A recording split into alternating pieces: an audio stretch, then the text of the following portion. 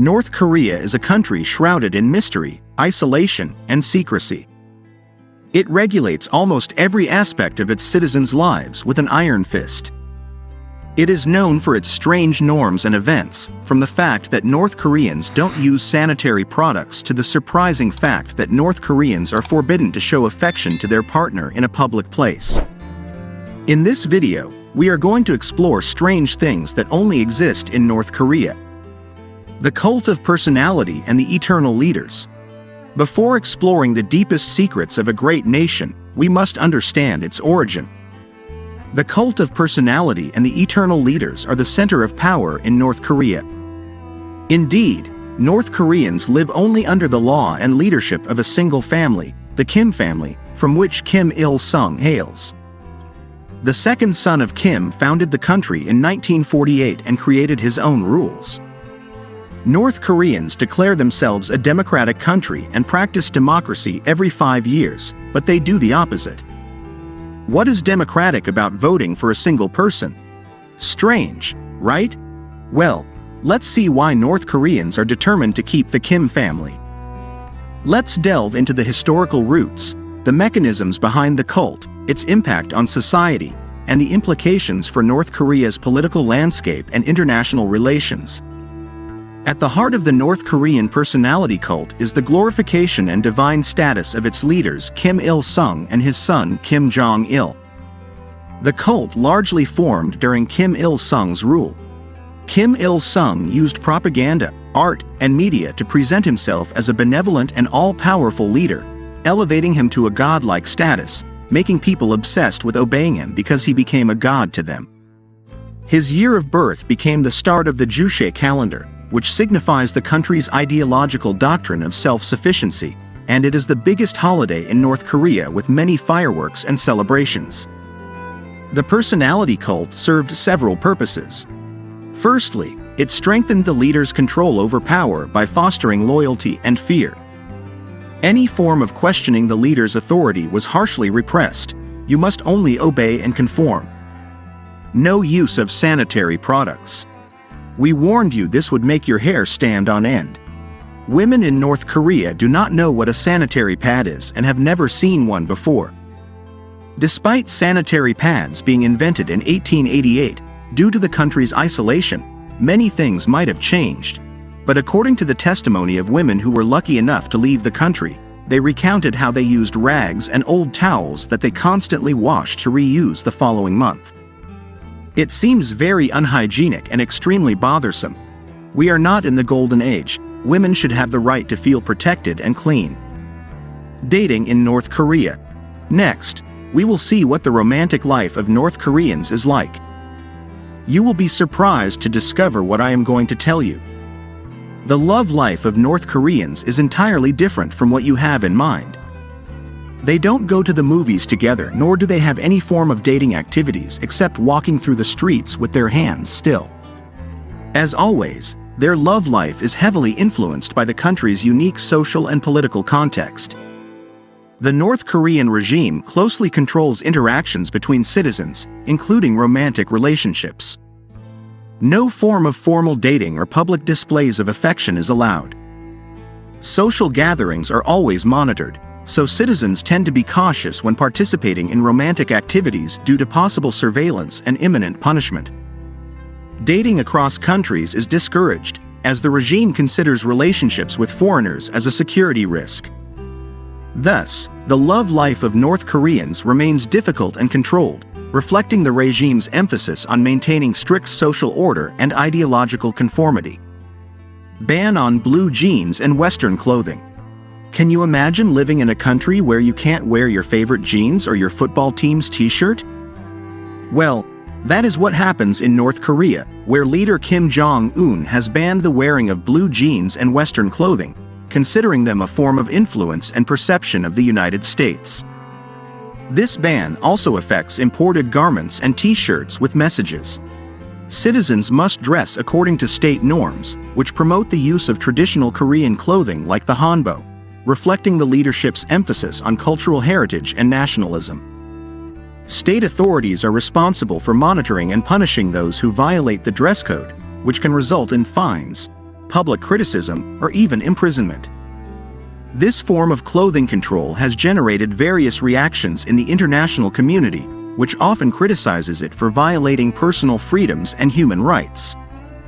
Many people argue that the ban helps preserve a unique North Korean identity, while others see it as an oppressive measure aimed at suppressing individuality and fostering a culture of conformity. What do you think? No religion. This is not surprising at all, especially for a nation that sees its leaders as gods. Why would they need another god? It is a well-known fact that before gaining total power in 1948, Kim's second son was born to a Christian mother, Kang Bok. He also admitted that he attended religious services as a child and found them boring. Perhaps that is why he ensured that no one in North Korea would be bored like he was. Due to the Juche ideology, which promotes self-sufficiency and the personality cult around the ruling Kim family, the government discourages any form of organized religion, and those who practice their faith face severe persecution. The regime only promotes a personality cult around its leaders, especially Kim Il-sung and Kim Jong-il, who are almost worshipped as deities. Citizens are required to participate in various rituals and ceremonies praising the leaders, and any perceived lack of respect or devotion is harshly punished. Although there are technically some religious organizations, they are not fully known to those outside their walls. These organizations are closely monitored and operate under strict state supervision. However, Christianity is taboo, and anyone who practices it faces severe persecution. This is because it is associated with foreign influence and is seen as a potential threat to the regime's control. Despite all these restrictions, I firmly believe that there are clandestine religious practices and believers. Humans are not robots and can be cunning, but they must be very secretive to avoid punishment by death. 3 generations of punishment. Imagine your uncle steals an apple, and because of him, your entire family has to go to jail. Maybe he regretted it and returned the apple, but that doesn't matter because the punishment extends to the whole family for up to 3 generations. This is especially sad because your elderly parents and your children will also be in prison serving a sentence for a crime you had no idea about. This is exactly what happens in North Korea. But unlike your uncle who steals an apple, the 3-generation prison policy mainly applies to people perceived as enemies of the state or who have committed political crimes. This rule not only holds the accused responsible for their actions but also extends the punishment to their immediate family, covering at least 3 generations. The origin of this policy dates back to the early years of the North Korean regime under the leadership of Kim Il-sung. It was implemented as a means to consolidate the ruling party's power and suppress any potential dissent or opposition by punishing multiple generations of a family. Its intention is to instill fear and discourage any thoughts of rebellion or disloyalty to the state. If a person is accused of a political crime or labeled as an enemy of the state, not only will they face severe punishment, but their parents, children, and even grandchildren may also be subjected to imprisonment, forced labor, or exile to remote areas. By holding multiple generations accountable, the regime aims to eradicate any opposition from the root, leaving no room for dissent to grow within families. This policy creates fear, preventing people from expressing any critical opinions for fear of endangering their entire family.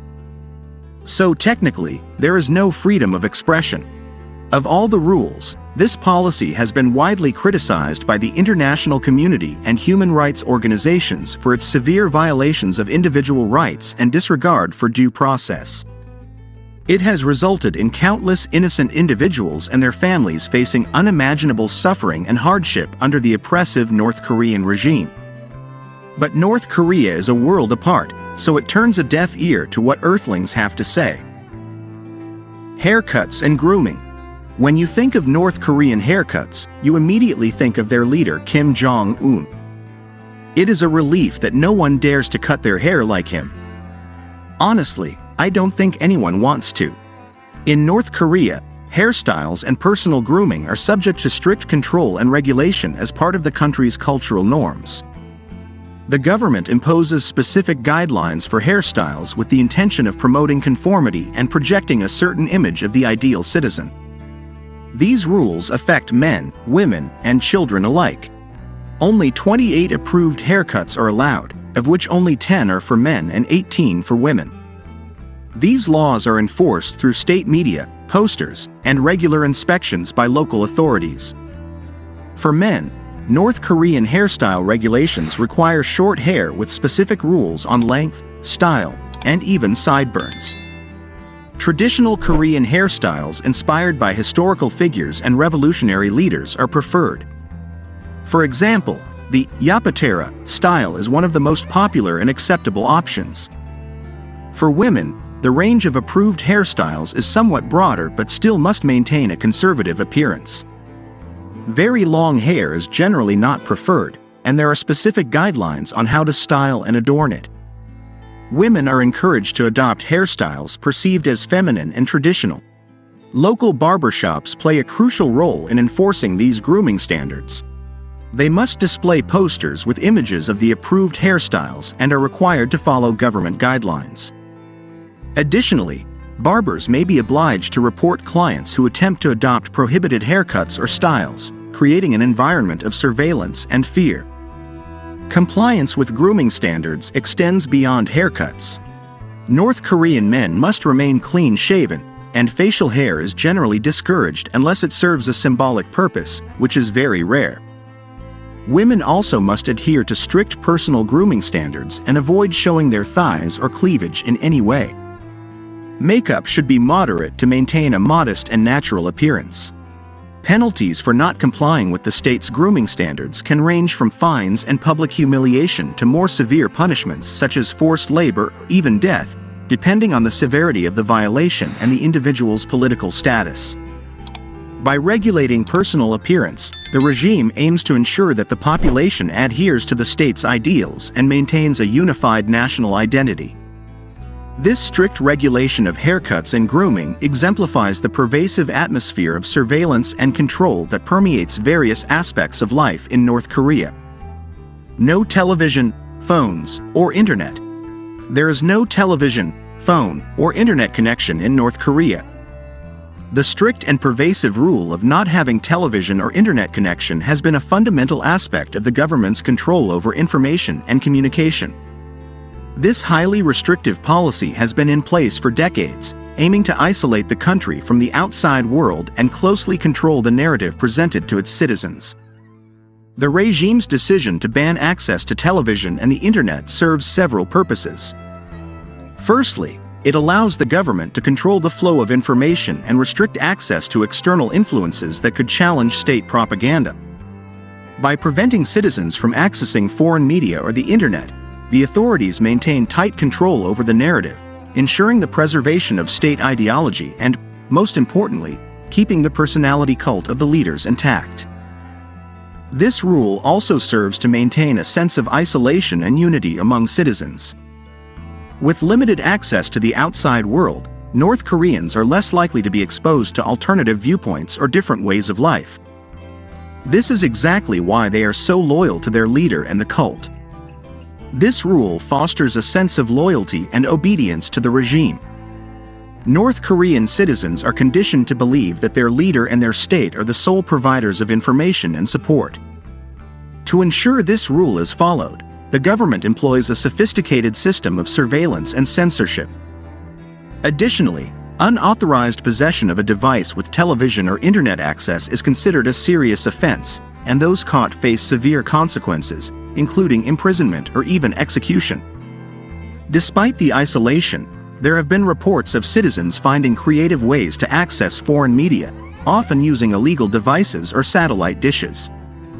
However, the risks associated with such actions are high, and discovery would lead to dire consequences. North Koreans cannot watch this video. Let me know your opinions in the comments below. Also, check out our other videos that appear on the screen. Subscribe to the channel and activate the bell to stay updated on all our content.